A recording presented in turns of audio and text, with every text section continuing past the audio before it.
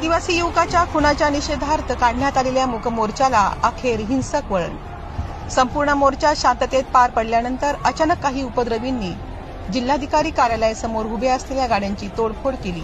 यानंतर बंदोबस्ताला असलेल्या पोलीस आणि उपद्रवींमध्ये जोरदार दगडफेक झाली।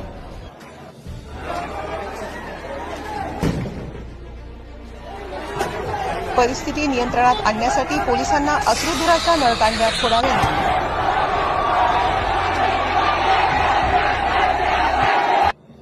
या घटनेत एक पोलीस अधिकारी, एक पोलीस कर्मचारी आणि सामाजिक कार्यकर्ता जखमी झाल्याची माहिती समोर आली आहे। जखमींची संख्या आणखी वाढण्याची शक्यता व्यक्त केली जात आहे।